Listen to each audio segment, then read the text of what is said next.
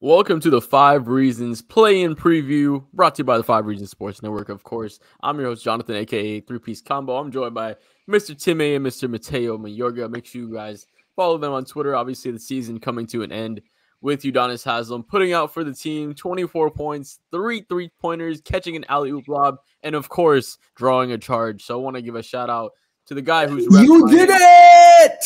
He did it. He did it. So give a quick shout out and some love to Udonis Haslem, of course, repping the team, repping the name on the front of the jersey, more than a name on the back for more than 20 years, being undrafted, paving the way for multiple undrafted players, and, of course, outscoring Paul Pierce in his season finale, in his career finale. Paul Pierce and KG combined.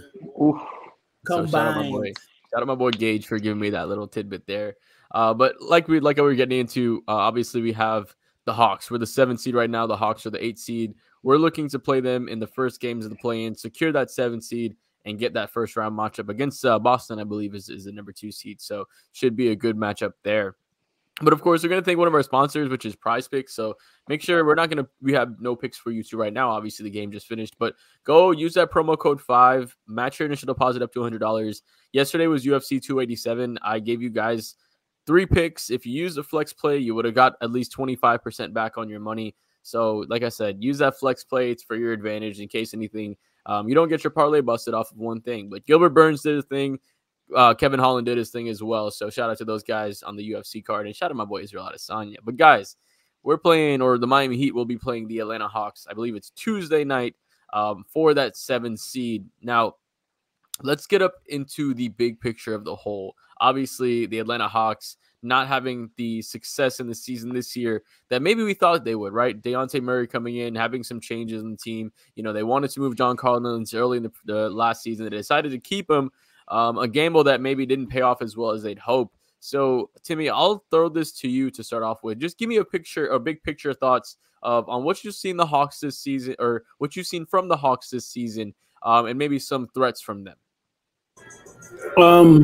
They kind of go 8 to 9 deep, and in the regular season, you would expect that to help them. Somebody's gonna have to mute. I'm hearing that Lil Uzi Vert in the background, my man. So we don't want to get flagged for that. So Mateo, go ahead and build off of that. Well, they're a team that's severely underachieved. They got an all-star backcourt mate for Trey. Sorry, teammate. I don't mean to steal your question, but really, Jonathan, for most of the year, I want to say until really the all-star break, the offense didn't look very organized when the two of them were sharing the floor. It looked like my turn, your turn, and you really saw them kind of like showing most of their impact in the game when the other one was sitting. But they're a team that hasn't showed as much success as last season. I know they were only the 8th seed last year, and the Heat were the 1st. But it's kind of funny that 2 division rivals are going to meet up in this play-in game. But they're a team that, like you mentioned John Collins a moment ago, it seems like they've been wanting to deal him even before they gave him his extension, kind of like the Duncan Robinson situation for us, or for the Miami Heat, but it hasn't worked out for the Atlanta Hawks either. But this, to tell you the truth, there are teams with conflicting styles. The Heat are a very slow team. The Atlanta Hawks are 5th or 6th in pace as of this moment. So this should be a very interesting matchup going forward. And obviously, with that being said, Timmy, I want to let you finish off your point too, and continue to build off what you were saying too.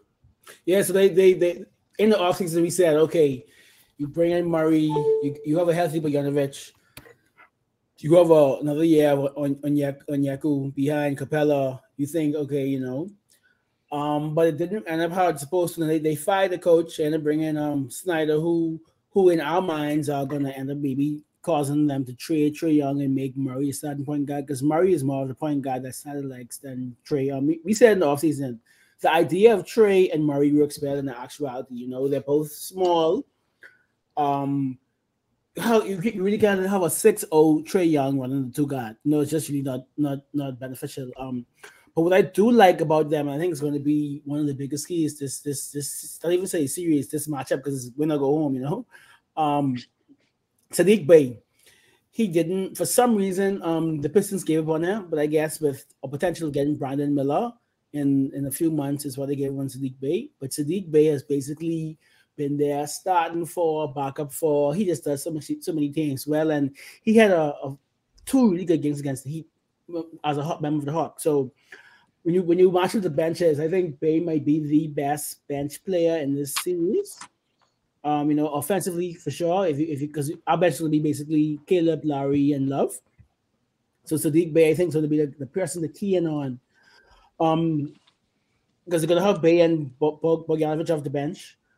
Just the Heat sometimes get caught up when they have too many options to guard. When there's one or two players with the shut down, the Heat ended insanity. The Heat ended the DeRozan's MVP run. Like the Heat know how to shut down one or two players, but when you have high level role players, what the Hawks try to be and it's so crazy, right? The Hawks for 52 straight games were one game away from 500. They lost 1-1-1, lost 2-1-3. Like the whole season, the Heat, they have literally, if you thought the Heat were average, the Hawks have been literally for the entire season. But the thing with the play-in is the season doesn't matter anymore. You make your night. And then I guess the good thing about being the 7 and 8 seed, whoever loses that game has one more chance to play against the loser 9 and 10. But I do think the Heat will come with. I know Mateo has the stats, but Trae Young plays horribly against Heat. I think Mateo said today that the Heat's been shot over 50% 4 times his entire career. Like I'm not worried about Trae Young at all, to be quite honest. I'm more worried about the Murray maybe shutting down Hero, the Bay and the Bogdanovich off the bench. That's what I feel like. Now with the Atlanta Hawks, obviously they're a pretty solid offensive team, ranked number 2 when it comes to scoring. Miami did a phenomenal job all year long, keeping Trae Young under 20 points per game, keeping him under 38% shooting. But before we get to their offense, I want to kind of talk about their defense because their defense really isn't that good. And that's something where I see there's a few holes that we can attack to, especially in my opinion, the points in the paint. That's a big part of the trouble when it comes to the Atlanta Hawks defense. And with Bam Adebayo being one of the leaders in the paint and Jimmy Butler being one of those guys that when it comes to playoff Jimmy, forcing his way into the paint, getting to the free throw line, that's something that I can see that Miami can expose. So just looking at some of the numbers, when it comes to opponent paints per game, Atlanta is 29th at allowing 55 points in the game, paint per game. And they're also, when it comes to percentage opponent shooting, they're down at 48%. So this is going to be a team where opportunities will be there, but it's going to be up to Miami to take those opportunities because with those, obviously earlier in the season, the 3-point shooting wasn't there. As the season has gotten closer to the end, we've seen a little bit of correction, which is a little bit exciting. So I think with Miami, that's going to be something you want to attack. Timmy, talk about what you see from the paint defense of the Atlanta Hawks. Usually when the starting center goes to the bench, you have some leeway, and the backup big man and shut up. But the Hawks actually play better with their backup center than their starting center. So, but he's a different type of. He isn't a short blocker like Capella is, but he's better laterally. So just so interesting, man. Like Bam will make Capella work and probably follow him out in maybe 2 of these games. But for some reason, Bam has difficulty with Onyeka because he basically tries to be like a Bam light. I do see this one game being a Jimmy eats and gets guys going. Like I could see them raining hell from 3. With Jimmy's living in the pain because look at who he has to go up against: Murray, Trae. I don't think Griffin is even like over 6'2". Like this is going to be a Jimmy drives to the point, back up, post up, mid range game. I think he just have to be the more disciplined team. That's really where they have faltered sometimes this season. And I think I think they understand. Okay, yeah, you need to just like as they say, get this out your system. Like the season is over, it's done. 82 games is gone. You can't focus about it. Win this game, then move on to the Boston Celtics. So let's build on that, Mateo, because I want to continue on that point. Obviously, the Clint Capella was really the staple for that defense. But now he's obviously aging a little bit more. He's not the same player that he has been as far as being necessarily the greatest paint defender, getting as much rebounds. Even the rebounding percentage for him and for the team has gone down as well. So looking at the defense of the Atlanta Hawks, outside of the paint, what are some other things you think this team can attack to allow them to be successful in just this single game? Because obviously preparing for a playoff series is really different now from versus preparing for a play-in game. So what are some things you think in this one game sample size that Miami can attack as well?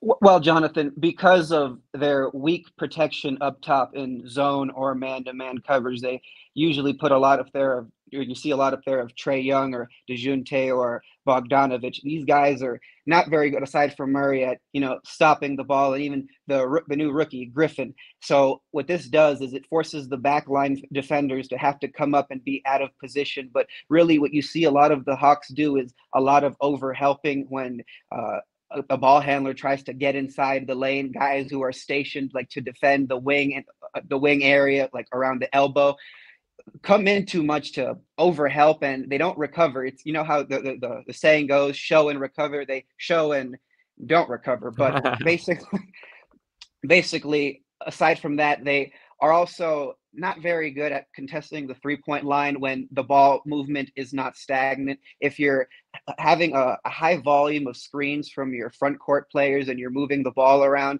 they will not get over the top of screens. They usually go under. And to tell you the truth, with how weak they are up top and the back line being out of position so much, this is the team that puts the opponent on the foul line 23 times a game, and it gives the opponents an opportunity to slow it down and mess up the Hawks' offense. So really, you just got to focus on pummeling it inside, because the protection up top will not stop you. So, Mateo, I kind of want to let you build on this point because we allowed Timmy to start on the defense. So let's start talking about what Miami needs to do defensively against the Hawks, right? Obviously, the Atlanta Hawks finished the season number 2 in points per game. So they're, I think, at 118. And just looking at some of the individual numbers for the players over the last couple of weeks, the Atlanta Hawks has 2, 4, 5, 6, 7, 8, almost 9 players in averaging double figures. You have Trae and Dejounte averaging 20. You have Bogdan and you have John Collins averaging 15. And then you have another 4 or 5 guys hovering around the 10, 11-point marker game. So they're not necessarily the same team as far as, Trae Young being just the only guy. They have kind of a lot of different ways. Like Bogdan's one of those guys can swing a quarter, right? He can come in, knock down a couple threes, and really change it from maybe being up 7 to being down 2, or being, just down 3 to being down 12. So they have a couple of threats that we have to worry about. Obviously, Trae Young is the guy spearheading that division. But what are some things Miami needs to do defensively to slow down the Atlanta Hawks? Well, one of the most important things, Jonathan, Timmy, is getting back defensively. You got to have all 5 guys get back in sync, because the Hawks are 5th or 6th in pace. It's either one of these. And here's the thing: when you play faster, you're generating more possessions. Just this season, well, really before this game that just finished against the Orlando Magic that the Heat won in UD's final, the Atlanta Hawks had 419 more possessions, and that's because they play quicker. If you're not getting back quick enough, you're going to get boat raced off the floor, and the other team is going to have fast break or transition opportunities against a 3-on-2, a 4-on-2, or even worse, a 2-on-none or something like that. But some of the other important things to do are really, you got to take the ball out of Trae Young's hands, because out of the 2 backcourt all-star caliber players that the Atlanta Hawks have, he is the one that's least effective coming off ball. He's not a very good catch and shoot player. He really gets better the more touches he has. DeJounte is the one who's really like a Swiss Army knife and can do it all. If you put the ball in DeJounte's hands,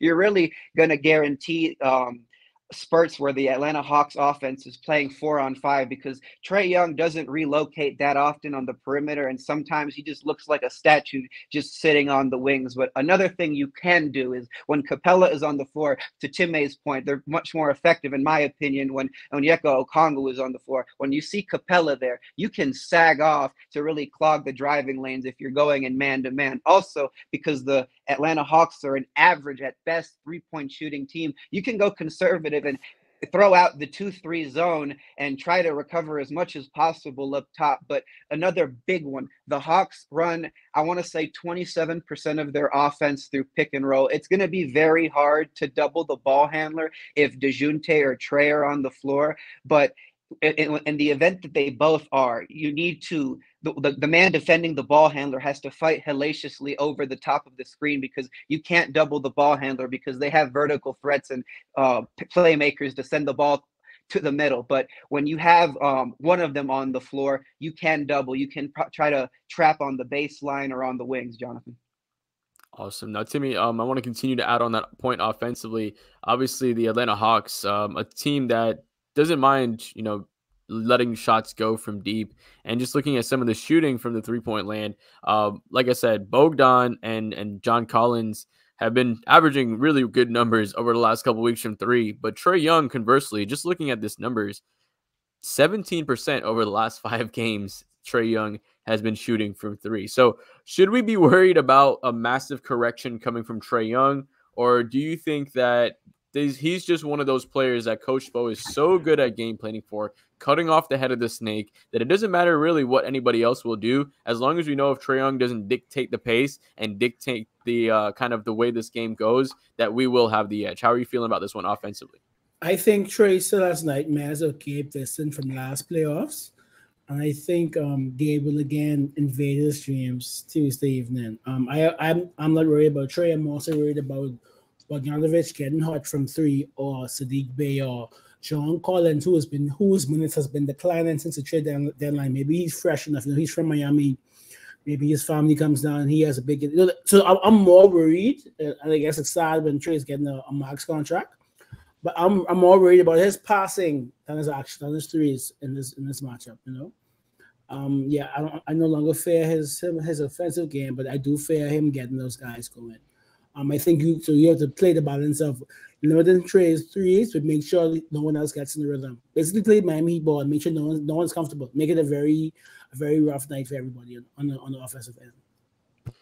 With these types of games, we expect Jimmy Butler to take over, and we think about that offensively a lot of times. But I think this can be a game where maybe if we see Trae Young starts to get some stuff going, you put a Jimmy Butler on Trae Young, because even though how quick Trae Young is, Jimmy Butler is just one of those guys that is very adept at keeping his feet in front of his opponents and using that length to create problems. And Trae Young is really fast, but he does not have the strength of Jimmy Butler. So if he just runs into the body once or twice, that'll be something that'll wear him out over the course of a game. So I'm curious to see if defensively, if Trae Young starts getting off early, does Miami throw somebody like a Jimmy Butler on him, or maybe, some more length? And I'm not sure if Caleb Martin is the ideal matchup. But I think that's going to be, it was Caleb last year. So I think it's the title saying, if it's not broke, don't fix it. It was Caleb last year.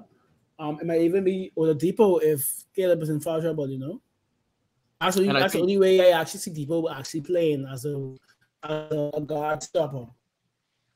No, and to continue with that, I think that's also something we might see out of Caleb Martin too, because Caleb Martin has really regressed this season. And as a player that I really enjoyed to watch last season, really just kind of take hold of that reign, especially when Kyle Lowry wasn't there, and really just hold the fort down. This year, he really did not duplicate that same thing. He kind of really let off the gas. He wasn't able to be as efficient as he was from three. He wasn't able to handle the ball as well and create for Bam. He had some good chemistry with Bam last year with some good pick and roll opportunities. We didn't see that quite as much this year. We didn't see that same, tenacity from Gabe Vincent that we're used to seeing, but that's what we didn't see from the team as the entirety for most of the season. So it was tough to judge one player, but that's a way that we can see maybe Gabe Vincent maybe make an impact. If something's, like you said, if you need an extra guy to throw on him, Gabe Vincent is one of those guys, as regardless, offensively, defensively, Trae Young has been a matchup that we've seen had success before. So there's a couple options, which I think is great for Miami to have a few options to be able to throw at Trae Young, because I think with that being said, Miami's going to have the edge when it comes to that side of the ball. I think Miami defensively versus, the Atlanta Hawks defensively, when this game starts becoming, if it's a close game and you're going, bucket after bucket, I'm trusting in Jimmy Butler. But, it's going to be a lot tougher to go against anybody else, essentially, and having, somebody else going. So, before we get to our predictions, like you said, as always, I do want to thank, again, our primary sponsor, which is Prize Picks for this right here. So make sure you guys go to prizepicks.com. Use that promo code 5. We'll match your initial deposit up to $100, and that's up to 20 free plays. So you guys don't want to leave any money on the table. Make sure you guys get your free plays in. Make sure you guys continue to go to Prize Picks and use that promo code 5. So, Mateo, I'll let you kick it off with predictions. Timmy, I'll let you take us home. Mateo, give us not only your predictions, but a key or two to the game as well. Yeah. Well, A big one is, Tyler Hero did not have a great postseason run last year. This is a very meaningful game. You really want to see him you want to see him show out. But the big role player that needs to step up from me is Max Strus. You already know what you're going to get from Jimmy. He might go Super Saiyan, double-digit free throw attempts. But here's the thing. With the conflicting styles of I've mentioned earlier, the Hawks might generate more possessions, and you can't show up in this game having an off night from three if they're going to have more shots on the goal. So really, you need an important game or a very big game for Max Strus on the perimeter. Also, you need Tyler to be, good enough. But in this one, I'm going to go with the Heat. With the Heat, I trust Jimmy Butler to get it done defensively. I like what you were talking about earlier, Jonathan, of putting him on Trae Young, because he and Caleb Martin are the Heat's most athletic perimeter players. So if they could force a steal up top, they have a considerable advantage at getting to the other side off a fast break. So I'm going to go with a Miami victory in this one so they can just get the 7th seed. Yeah, yeah, right. That would be beautiful. But I do agree with your point. I think that we're going to need a game from just one of those guys, right? Whether, I'm outside of, in my opinion, because I'm going to categorize Kyle Lowry as one of the other guys. I don't think, he necessarily categorizes himself as one of our top 3 best players. So if it's a Kyle Lowry giving us 14 points on 3 3-point shots, or if it's a Max Strus giving us a couple extra threes, right? Or even a Duncan Robinson, if you see him in a couple minutes and he's able to make a little bit of an impact, that's something we need to see. And if this team has any hopes of having a Cinderella-like run and making it deep in the playoffs, that's what we're going to need to see. We're going to need to see this team use its depth, because we know we have it. And this is the first season Miami's had 3 20-point per game scorers in history. Correct me if I'm wrong there, which is pretty crazy, because now we're a playing team versus being the 1 seed last year when we didn't have the same thing. So something that showed was that the top of this roster isn't really that bad. It's just everything else. Like it's magnified by all the other issues that we have, from roster spot 4 all the way down to 14. So I think with that, I think we're going to need, like you said, a game from whether it's a Max Strus or whoever's coming off the bench and giving us that support. We'll need a bench guy to come and give us something extra. Timmy, what are you feeling for this game? Give us some keys, and what's your prediction? And that's so interesting because, this start lineup, the last 4 to 5 games have been Strus starting. Do they start Strus? Do they go back to Caleb Martin because he's a better fit for John Collins? I know it's not going to be Kevin Love, but do they start Strus? And if so, you do need if it's not just 3-point shooting, it has to be a high-level role player who has to go off. I do not see this Hawks team beating the Heat because, come on, guys, it's Trae Young. I actually feel pretty good about this game season given. I just think that if he is their best player, which he is, Spoelstra has solved them a year ago. When Spoelstra solves you as a player, that's a wrap. I tell the coaches you when he fixes you. I think just the good vibes this Udonis game. I agree, very great guys. So let's play a bit more harder for Haslam. We can't let the season end. You gotta let those good. We gotta let the season end in the play in. We should not be playing again on Thursday night. We should not. We should be resting, waiting to go up against the Celtics and put more fear into them. So I do think it's continue to do what you did on Trae Young, which is a Gabe Vincent's to Caleb's. Take good shots, rebound the ball, no turnovers, and let's take a rest. Heat in 5. Heat in 5. I love it. And it's something that's really interesting to me that potentially is something that we can keep our eye on, right? So obviously I agree with both of you guys. I kind of gave a little bit of my prediction as well. I do think Miami gets it done. I think Coach Spo is just too good to allow a team like Atlanta to beat Miami in a game that's this important. He's just one of the best coaches, especially against the team like the Atlanta Hawks. We've had their number. This is a team that we've been able to game plan and execute that game plan against. And Trae Young is also pretty prone to turnovers as well. He's not a guy that has, necessarily the cool and calm and collectedness of a great player that can lead his team deep into the playoffs. He's one of the most talented players in the league, yes, but he doesn't have that same mental poise as some of the other great players in the league. So I think Miami gets it done. I think, like you said, Jimmy Butler is going to be the guy that carries us and takes us to the homeland. But just, giving us a little teaser into what could potentially be after that, with Jaylen Brown cutting his hand on some glass and potentially wanting out of Boston, not being in the right headspace, and then man, this could be a recipe that, I mean, don't get me wrong, I hate the Boston Celtics, but right now they're obviously the more talented and they're the better team. But if Jaylen Brown is able to, if he's not feeling it right now, and you get Jason Tatum, a little bit more frustrated, and you might be able to recruit little Jaylen Brown in Miami. That's all I'm saying. Hopefully we get a little saucy there. But, you guys have any closing words for the Hawks play-in preview? Timmy, let us know. Any closing words? I'm just ready for this season to be over, which it is. And let's go Heat. Let's take the Eastern Conference Finals for UD. Let's get it, baby. Mateo. Don't get burned at defending the pick and roll. Only double in certain situations. So Heat in 5, of course. Heat in 5 or Heat in 1, I guess, for the Hawks playing. But yeah, Heat in 1 for this Hawks playing, because you already know, baby, it's Heat in 1 regardless of who we're playing. But appreciate all you guys for checking out this video. Make sure, like I said, use that promo code 5 for prizepicks.com. We'll give you guys some pregame prize picks. Make sure you guys check out the pregame show as well. And make sure you guys like the video, subscribe, do all that good stuff. And we'll see you guys after the game. For sure.